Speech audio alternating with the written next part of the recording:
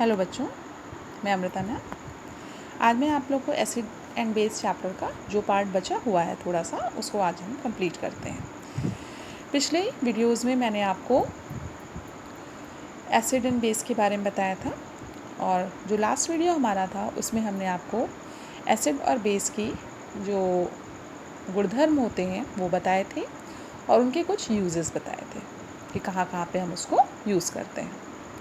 आशा करती हूँ कि आपने उसको अच्छे से देखा होगा और उसको उस वीडियो को समझा होगा। आज जो शेष पार्ट है इस चैप्टर का वो आज हम ख़त्म करते हैं। फिर अपने नेक्स्ट वीडियो में, नेक्स्ट क्लास में, नेक्स्ट वीक हम लोग इस पर आधारित क्वेश्चन आंसर्स वगैरह करेंगे, एक्सरसाइज करेंगे। तो अब हमारा लास्ट पार्ट है, उसमें हम लोग क्या क्या पढ़ेंगे। हाइड्रोजन आयन सांद्रण। हमने पहले ही आपको बताया था कि एसिड क्या होते हैं जिसमें कि हाइड्रोजन उपस्थित होता है और बेसिस क्या होते हैं जिसमें OH उपस्थित होता है। तो यहाँ पे हम लोग हाइड्रोजन आयन सांद्रण पढ़ेंगे और हाइड्रोक्सिल आयन सांद्रण भी पढ़ेंगे। जल का आयनिक गुणनफल पढ़ेंगे, pH और pOH मान पढ़ेंगे, उन दोनों में संबंध पढ़ेंगे, pH परिसर पढ़ेंगे और सूचक पढ़ेंगे। सूचक मतलब इंडिकेटर पढ़ेंगे हम लोग। तो सबसे पहला पॉइंट हमारा है हाइड्रोजन आयन सांद्रण। हाइड्रोजन आयन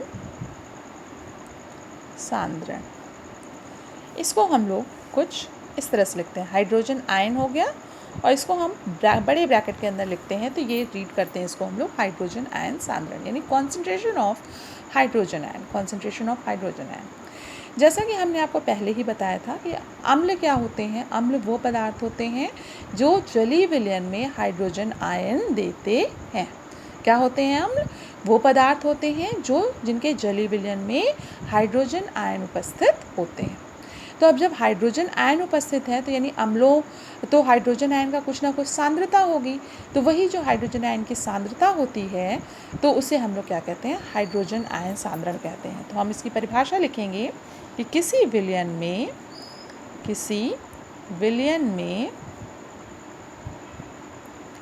उपस्थित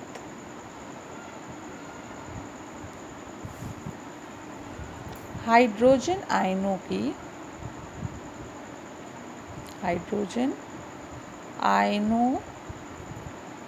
की ग्राम अणु प्रति लीटर, मतलब कितने मोल उपस्थित हैं? ग्राम अणु प्रति लीटर यानी मोल प्रति लीटर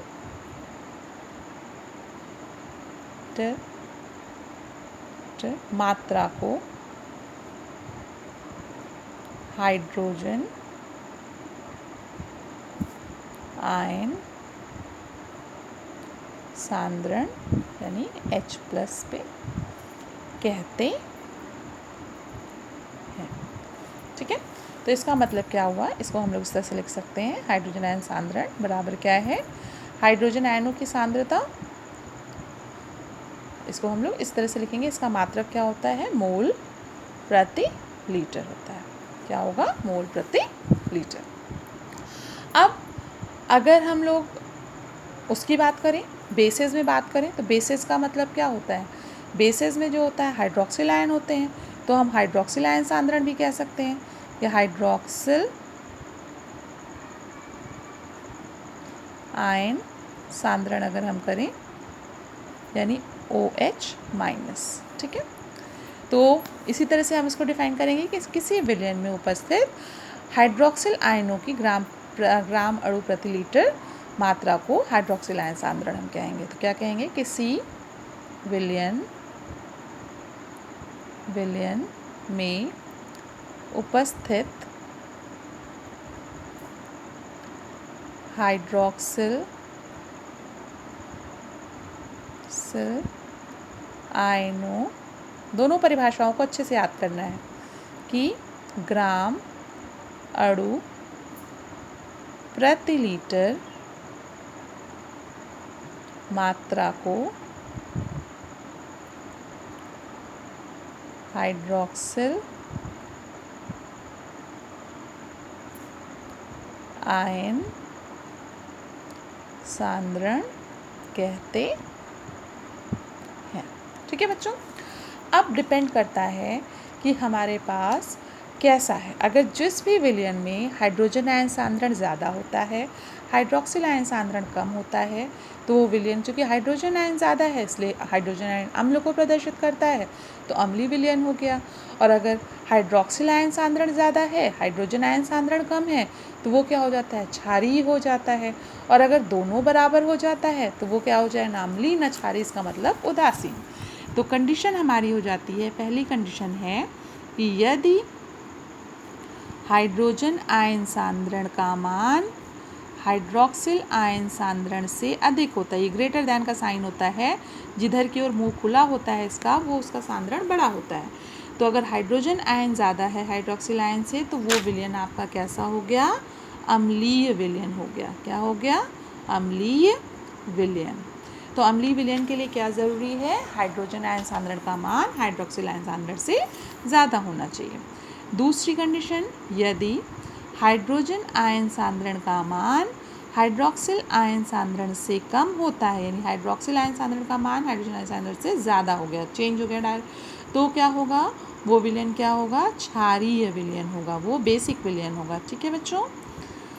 तीसरी कंडीशन हमारी होती है, यदि ना तो दोनों, न ये बड़ा है न ये बड़ा है, तो इसका मतलब क्या हुआ, यदि हाइड्रोजन आयन सांद्रण का मान हाइड्रोक्सिल आयन सांद्रण के मान के बराबर है, तो ना तो वो अम्लीय हुआ ना क्षारीय हुआ, तो वो विलयन कैसा कहलाता है, उदासीन विलयन कहलाता है।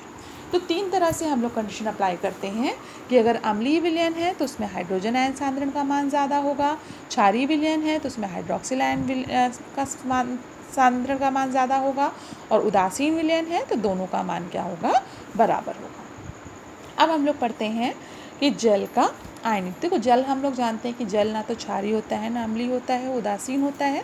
तो यहाँ पर हम लोग पढ़ेंगे जल का आयनिक गुणनफल। क्या पढ़ेंगे, आयनिक गुणनफल। अब आप देखिए जल क्या होता है, H2O। H2O क्या है आपका, जल है ना। अगर इसका हम लोग आयन में ब्रेकअप करते हैं तो हाइड्रोजन आयन और क्या मिलता है, हाइड्रोक्सिल आयन मिलता है। क्या मिलेगा, हाइड्रोजन आयन मिलेगा और साथ ही साथ क्या मिलेगा, हाइड्रोक्सिल आयन। यानी ये हाइड्रोजन आयन सांद्रण हो गया और ये क्या हो गया, हाइड्रोक्सिल आयन का। अब दोनों की मात्रा यहाँ पे देखिए क्या होती है, बराबर होती है। ठीक है ना। तो जल का जो आयनिक गुणनफल होता है, चूँकि जल कैसा होता है, उदासीन होता है, उदासीन होता है, अतः जल में क्या होगा, जल में हाइड्रोजन आयन सांद्रण का मान हाइड्रोक्सिल आयन सांद्रण के बराबर होता है। अब हम लोगों को जल का आयनिक गुणनफल पढ़ना है ना। तो जल का आयनिक गुणनफल क्या होता है कि जल में जो भी हाइड्रोजन आयन सांद्रण है और हाइड्रोक्सिल आयन सांद्रण है, दोनों का जो गुणनफल होता है उसे हम लोग जल का आयनिक गुणनफल कहते हैं। तो हम लोग कह सकते हैं कि साधारण ताप पर, या हम कह सकते हैं कि 25 डिग्री, रूम टेम्परेचर जो होता है वो 25 डिग्री सेल्सियस होता है। 25 डिग्री सेल्सियस ताप पर हाइड्रोजन आयन सांद्रण तथा हाइड्रोक्सिल आयन सांद्रण का गुणनफल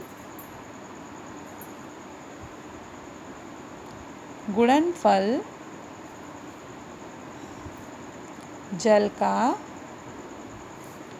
आयनिक गुणनफल कहलाता है। तो इसका मतलब हमारे पास क्या हो गया, इसे हम लोग किससे रिप्रेजेंट करते हैं, KW से। तो KW is equals to H plus into OH minus. तो KW जो है ये क्या कहलाता है, जल का आयनिक गुणनफल कहलाता है। KW क्या कहेंगे, जल का आयनिक गुणनफल। ठीक है बच्चों। अब देखिए होता क्या है कि KW का जो मान होता है वो होता है 1 × 10⁻⁻14। कितना होता है, 1 × 10⁻⁻14। और चूँकि हाइड्रोजन आयन सांद्रण और हाइड्रोक्सिल आयन सांद्रण दोनों ही बराबर होता है जल में, इसलिए कितना हो जाएगा H प्लस, तो हाइड्रोजन आयन सांद्रण और हाइड्रोक्सिल आयन सांद्रण दोनों बराबर है, तो हम लोग लिख सकते हैं KW is equals to hydrogen ion सांद्रण इंटू हाइड्रोजन आयन सांद्रण, दोनों ही एक ही मान हो जाएगा। तो 1 इंटू 10⁻⁻14 बराबर हाइड्रोजन आयन सांद्रण का स्क्वायर हो गया। तो इसका मतलब हाइड्रोजन आयन सांद्रण क्या हो जाएगा, इसका वर्गमूल निकालेंगे हम लोग, 1 इंटू 10⁻⁻14, इसका वर्गमूल निकालेंगे तो 1 इंटू 10⁻⁻7 हो जाएगा। तो हाइड्रोजन आयन सांद्रण का मान जल में कितना हुआ, 1 इंटू 10⁻⁻7। तो इसका मतलब हाइड्रोजन आयन सांद्रण आपका हो गया 1 इंटू 10⁻⁻7 मोल पर लीटर। हाइड्रोक्सिल आयन सांद्रण भी कितना हो गया, 1 इंटू 10⁻⁻7 मोल पर लीटर। और KW का मान कितना हो गया, 1 इंटू 10⁻⁻14। इसको आपको लर्न कर लीजिए। अब इसी के आगे हम लोग कंटिन्यू थोड़ा सा करते हैं। तो अब उदासीन में तो तीनों बराबर हो गए। अब हमारे पास जो टर्म है कि अगर मान लीजिए अब कंडीशन है कि नंबर 1, इफ़ हाइड्रोजन आयन सांद्रण का मान 1 इंटू 10⁻⁻7 से ज़्यादा है तो वो विलेन कैसा हो गया, अम्लीय हो गया। और second condition, if hydrogen ion सांद्रण का मान वो 1 इंटू 10⁻⁻7 से कम है तो वो विलेन कैसा हो जाएगा, क्षारीय हो जाएगा। और third condition, if hydrogen ion सांद्रण का मान 1 इंटू 10⁻⁷ के बराबर है तो वो विलेन कैसा होगा, उदासीन। ठीक है बच्चों। अब पॉइंट आता है हमारे पास pH मान। pH मान, pH मान क्या होता है कि जैसे हम लोग बस इसकी आप परिभाषा लर्न करेंगे कि pH मान को हम लोग क्या कहते हैं कि किसी विलयन में, पहले परिभाषा समझिए फिर सूत्र बताते हैं। किसी विलयन में उपस्थित हाइड्रोजन आयन सांद्रण का ऋणात्मक लघुगणक, लघुगणक का मतलब लॉग pH कहलाता है। ठीक है बच्चों। यानी इसका सूत्र है pH बराबर minus log of hydrogen ion concentration. इसी तरह से POH अगर हम लोग लिखेंगे तो क्या हो जाएगा, minus log of hydroxyl ion concentration. Okay बच्चों, ये चीज़ है। अब इसी में हम लोग pH और POH, हमने आपको pH पेपर भी दिखाया था, यूज़ भी किया था हम लोगों ने। तो pH और POH में संबंध क्या होता है कि pH तथा POH में संबंध बहुत शॉर्ट में हम बताएंगे इसको, क्योंकि बहुत ज़्यादा आपके कोर्स में है नहीं। pH प्लस POH का जो मान होता है वो 14 होता है, दोनों का योग 14 होता है। ठीक है बच्चों। तो अगर उदासीन विलयन अगर होता है, उदासीन के लिए यानी जैसे जल है, तो आपका pH is equals to POH हो जाता है। और अगर दोनों बराबर है और दोनों का योग 14 है तो यानी क्या हो जाएगा, 7 हो जाएगा। ठीक है।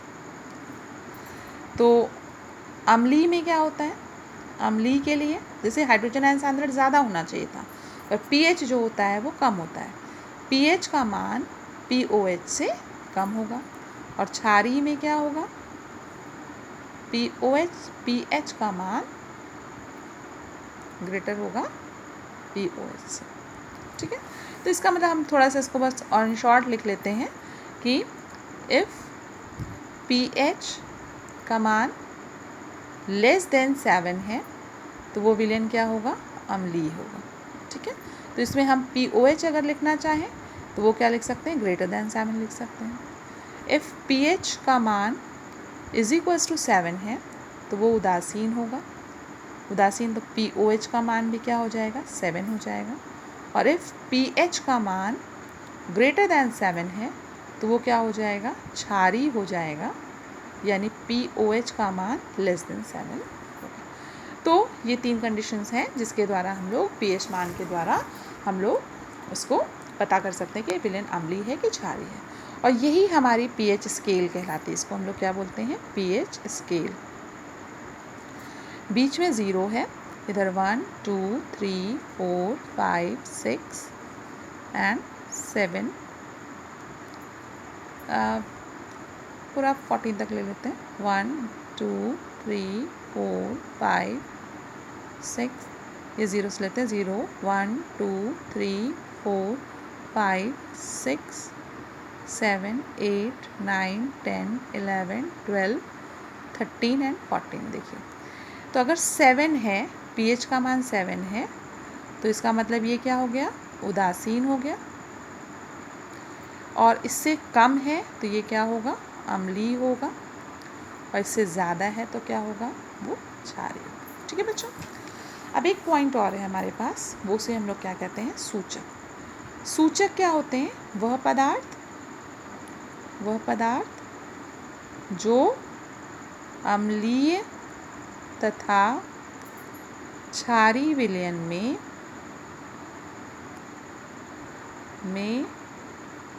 भिन्न भिन्न रंग प्रदर्शित करते हैं करके अम्ल तथा क्षार की पहचान करते हैं। ठीक है। तो अब आप देखिए, सूचक कहलाएंगे, इंडिकेटर जिसे हम कहते हैं। जैसे आपने तो सूचक क्या हो गए कि वो पदार्थ हो गए जो कि अम्लीय विलयन में अलग रंग प्रदर्शित करेंगे और क्षारीय विलयन में वो अलग रंग प्रदर्शित करेंगे। और अगर दोनों विलयनों में अलग अलग रंग प्रदर्शित करें तो वो सूचक हुए, और अगर एक ही जैसा रंग प्रदर्शित करते हैं तो वो सूचक नहीं होंगे। जैसे आपने अक्सर देखा होगा कि घरों में अभी रक्षाबंधन आ रहा है तो आप लोग क्या करोगे, अपने घर में रोचना बनाते हैं। रोचना किस चीज़ से हम लोग बनाते हैं, हल्दी पीले रंग की होती है, उसमें जब हम लोग कैल्शियम चूना मिलाते हैं थोड़ा सा और पानी में घोलते हैं तो वो किस कलर की हो जाती है, रेड कलर की हो जाती है। इसी तरह से आप हल्दी को हाथ में ले लीजिए और ऊपर से चूने का पानी डालिए और देखिए तो आपका पूरा हाथ जो होगा वो लाल हो जाएगा। अक्सर आपने देखा होगा कि कभी अगर मान लीजिए आपके कपड़ों पे कोई सब्ज़ी वगैरह गिर गई है और उसको आप जब धोते हो साबुन से, तो साबुन से धोने पे वो पीला रंग जो है वो लाल रंग में बदल जाता है। तो ये सब आपका क्या है, हल्दी एक तरह से सूचक की तरह से व्यवहार करती है। आपने लिटमस देखा है, लिटमस में भी क्या था आपका, कि लिटमस जो था वो अम्लीय विलयन में लाल होता है और क्षारीय विलयन में नीला, यानी नीले अम्ल जो है वो नीले लिटमस को लाल कर देता है और क्षार जो है वो लाल लिटमस को नीला कर देता है। तो ये जो था आपका जो लिटमस पेपर है वो भी क्या होता है, एक तरह से सूचक होता है, जिसका प्रैक्टिकल हमने आपको क्लास 9th में करवाया है। तो सूचक के बारे में आपको इतना ही पढ़ना है, और विभिन्न प्रकार के सूचक भी होते हैं, उसके नाम हम आपको जब हम इसकी स्क्रीनशॉट भेजेंगे तो फिर हम उसके साथ आपको भेज देंगे। बच्चों, मैं आशा करती हूँ कि मेरा ये चैप्टर आपको समझ में आया होगा। अगर किसी को कुछ प्रॉब्लम है तो वो मुझे पर्सनली मैसेज करके पूछ सकता है। और आप लोगों में केवल आयु और निहारिका ही ऐसे बच्चे हैं जो कि लगता है पढ़ते हैं, बाकी बच्चे तो उसको खोल के भी नहीं देखते। तो प्लीज़ बच्चों, आप लोग हमसे जो भी प्रॉब्लम हुआ करे तो आप हमसे मैसेज करके पूछ सकते हैं। Thank you, have a nice day.